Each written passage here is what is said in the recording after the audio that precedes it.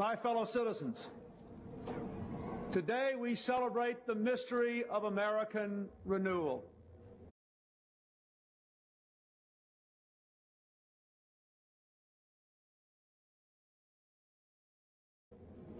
This ceremony is held in the depth of winter, but by the words we speak and the faces we show the world, we force the spring.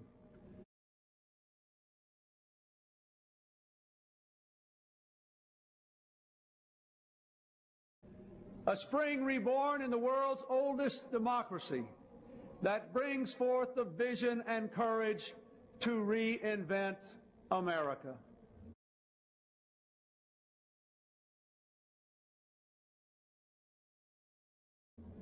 When our founders boldly declared America's independence to the world and our purposes to the Almighty, they knew that America, to endure, would have to change.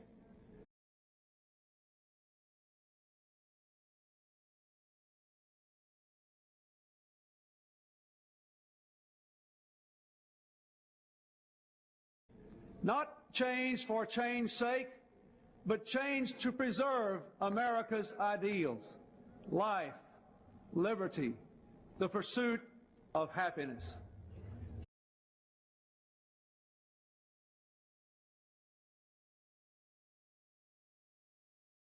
Though we march to the music of our time, our mission is timeless.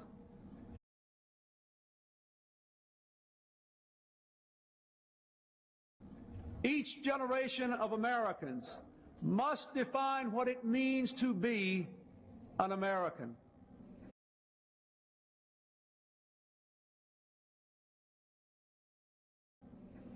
On behalf of our nation, I salute my predecessor, President Bush, for his half-century of service to America.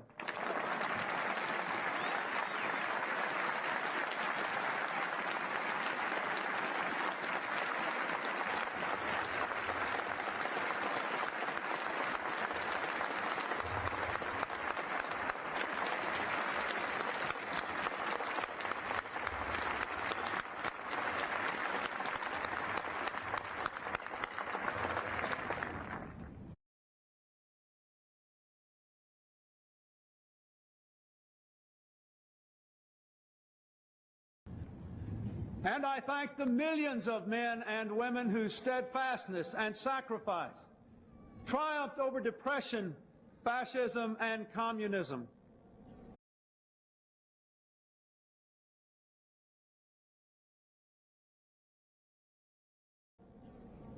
Today, a generation raised in the shadows of the Cold War assumes new responsibilities in a world warmed by the sunshine of freedom, but threatened still by ancient hatreds and new plagues.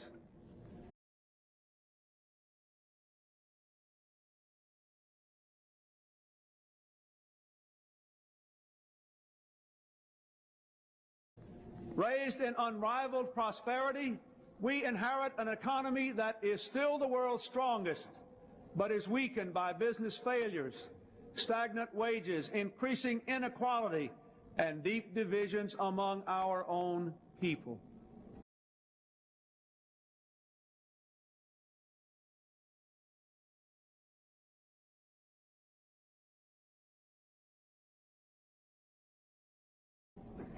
When George Washington first took the oath I have just sworn to uphold, news traveled slowly across the land by horseback and across the ocean by boat.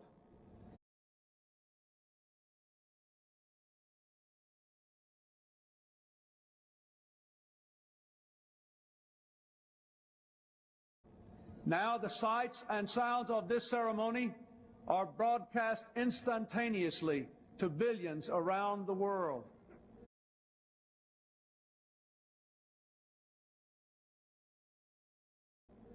Communications and commerce are global.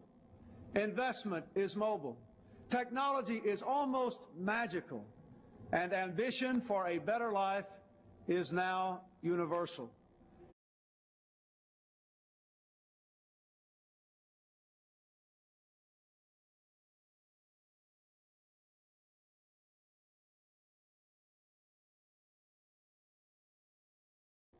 We earn our livelihood in America today in peaceful competition with people all across the earth.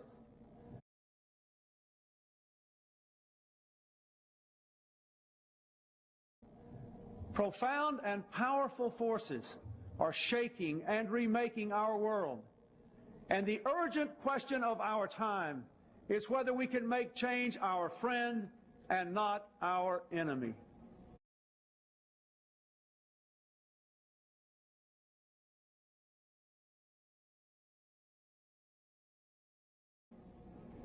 This new world has already enriched the lives of millions of Americans who are able to compete and win in it.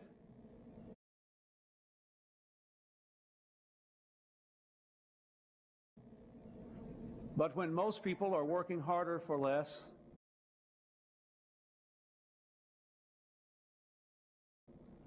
when others cannot work at all, when the cost of health care devastates families and threatens to bankrupt our enterprises, great and small,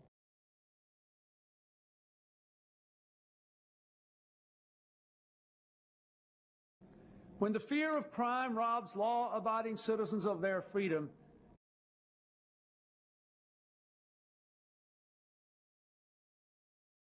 and when millions of poor children cannot even imagine the lives we are calling them to lead,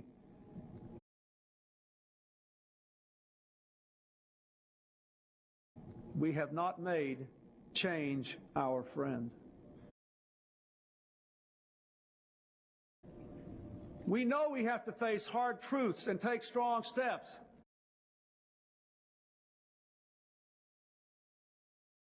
But we have not done so.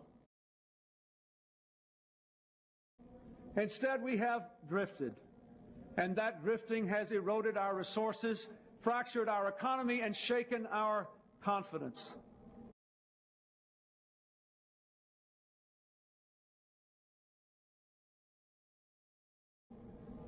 Though our challenges are fearsome, so are our strengths.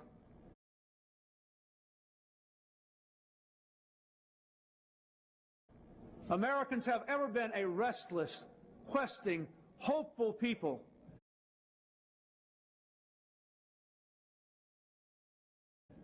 And we must bring to our task today the vision and will of those who came before us.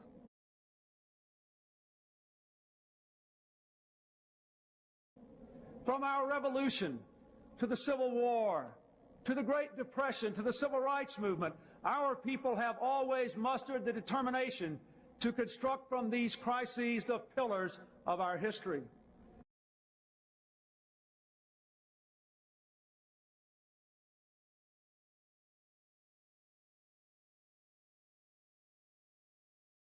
Thomas Jefferson believed that to preserve the very foundations of our nation, we would need dramatic change from time to time.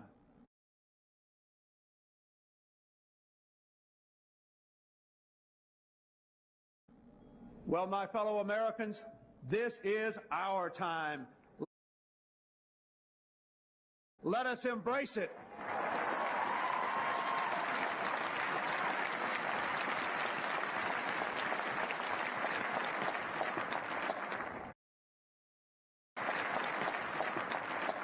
Our democracy must be not only the envy of the world, but the engine of our own renewal.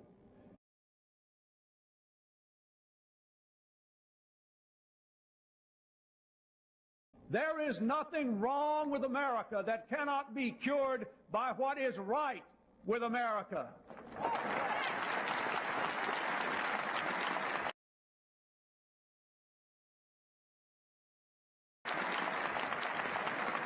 And so today we pledge an end to the era of deadlock and drift. And a new season of American renewal has begun.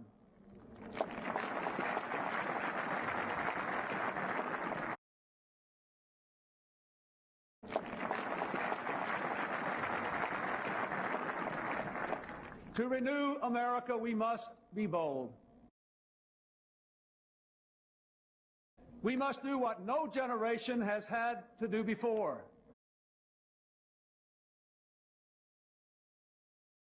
We must invest more in our own people, in their jobs, and in their future, and at the same time, cut our massive debt.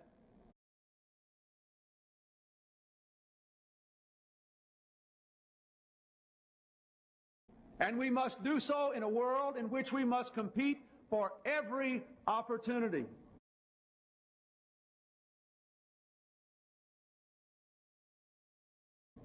It will not be easy. It will require sacrifice.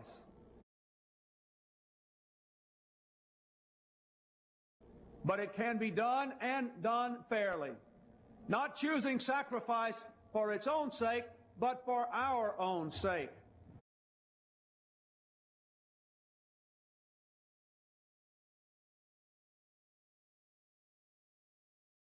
We must provide for our nation the way a family provides for its children.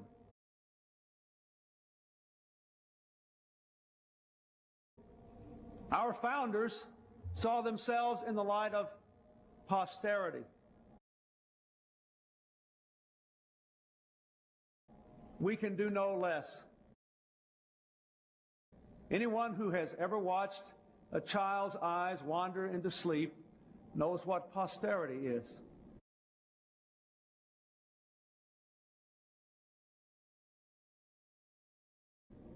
Posterity is the world to come. The world for whom we hold our ideals, from whom we have borrowed our planet, and to whom we bear sacred responsibility.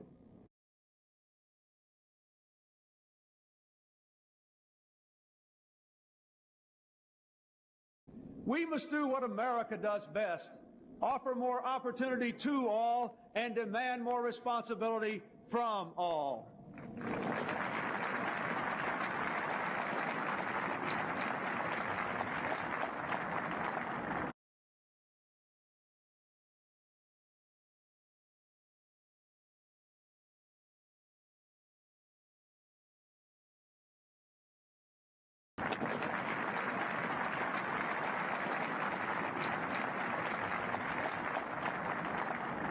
It is time to break the bad habit of expecting something for nothing from our government or from each other.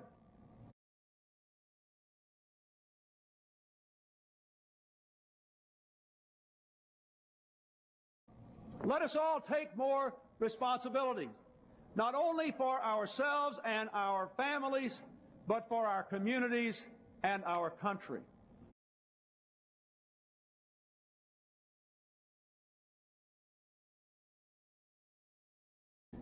To renew America, we must revitalize our democracy.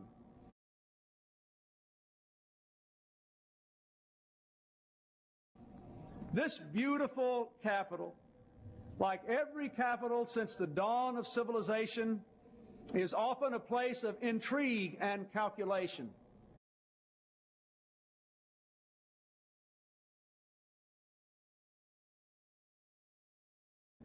Powerful people maneuver for position and worry endlessly about who is in and who is out, who is up and who is down, forgetting those people whose toil and sweat sends us here and pays our way.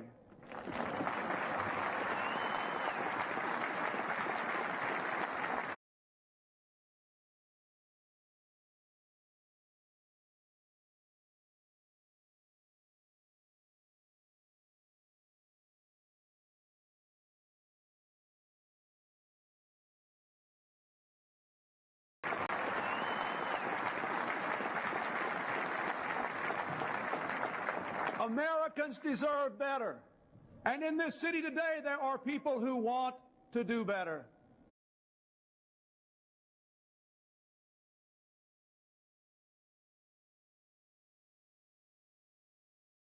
And so I say to all of you here,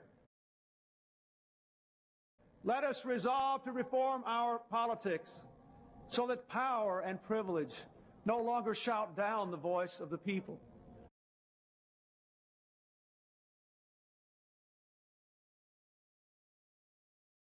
Let us put aside personal advantage so that we can feel the pain and see the promise of America.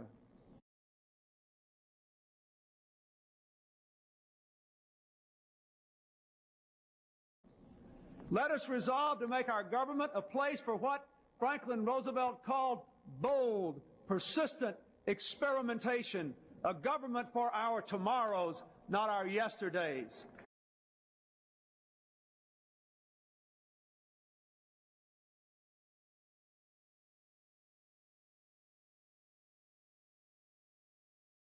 Let us give this capital back to the people to whom it belongs.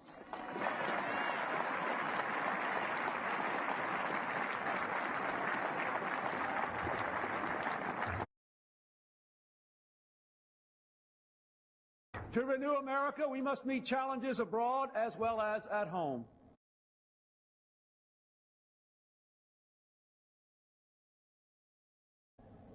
There is no longer a clear division between what is foreign and what is domestic.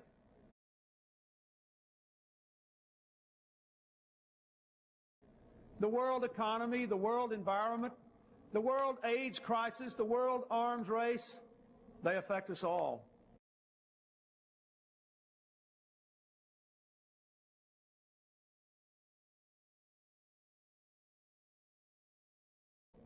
Today, as an old order passes, the new world is more free but less stable.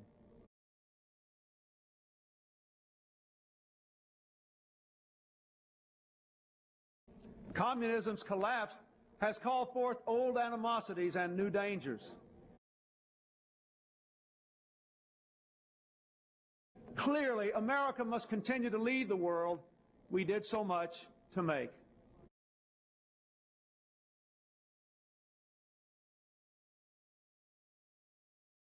While America rebuilds at home, we will not shrink from the challenges nor fail to seize the opportunities of this new world.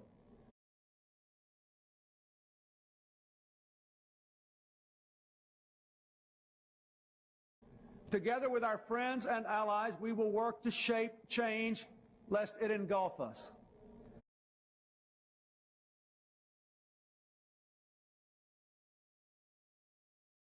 When our vital interests are challenged or the will and conscience of the international community is defied, we will act. With peaceful diplomacy whenever possible, with force when necessary.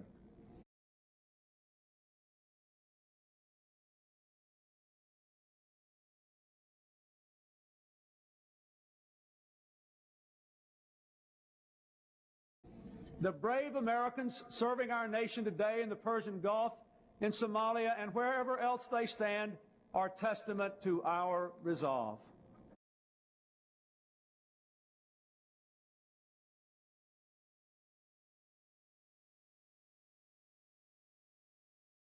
But our greatest strength is the power of our ideas, which are still new in many lands.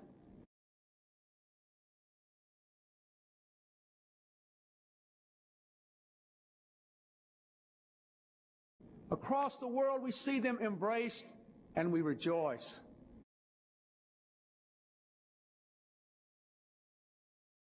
Our hopes, our hearts, our hands are with those on every continent who are building democracy and freedom.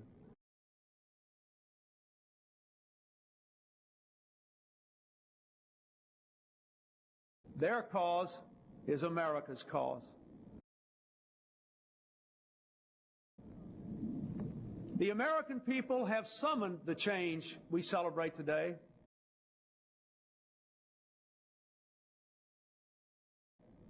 You have raised your voices in an unmistakable chorus.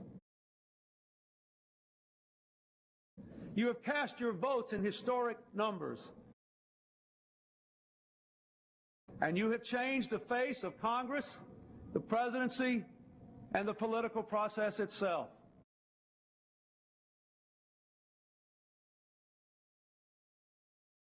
Yes, you, my fellow Americans, have forced the spring. Now we must do the work the season demands.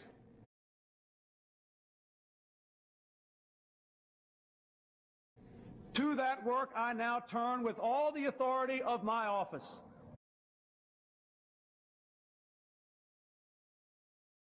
I ask the Congress to join with me. But no president, no Congress, no government can undertake this mission alone.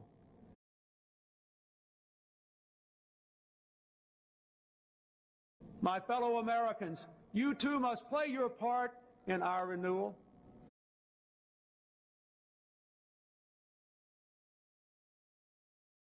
I challenge a new generation of young Americans to a season of service.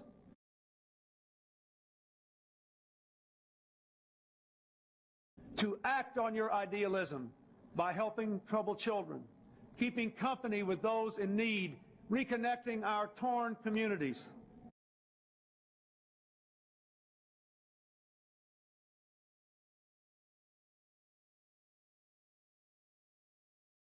There is so much to be done. Enough indeed for millions of others who are still young in spirit to give of themselves in service too.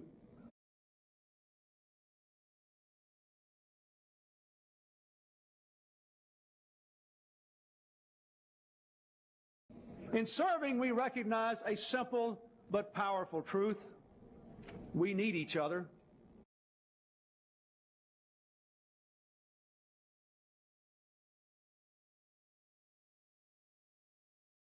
And we must care for one another.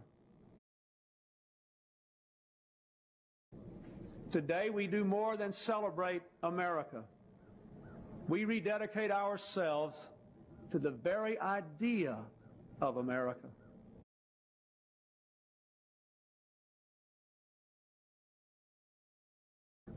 An idea born in revolution and renewed through 2 centuries of challenge.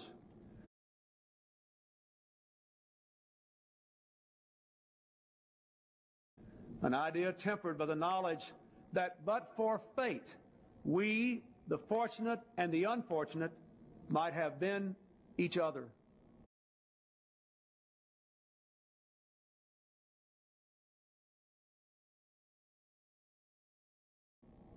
An idea ennobled by the faith that our nation can summon from its myriad diversity the deepest measure of unity.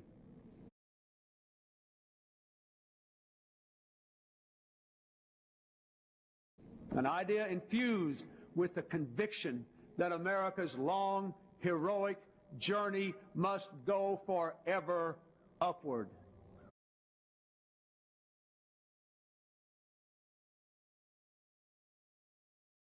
And so, my fellow Americans, as we stand at the edge of the 21st century, let us begin anew with energy and hope, with faith and discipline, and let us work until our work is done.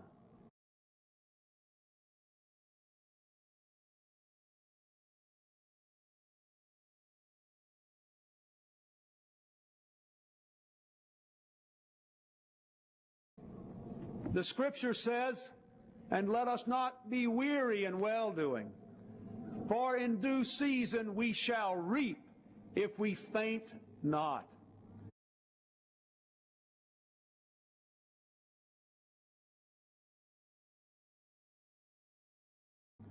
From this joyful mountaintop of celebration, we hear a call to service in the valley.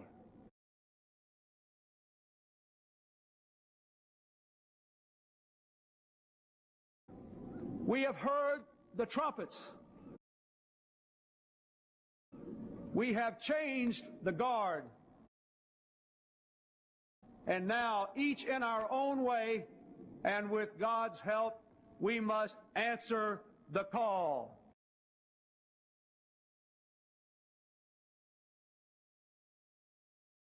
Thank you, and God bless you all.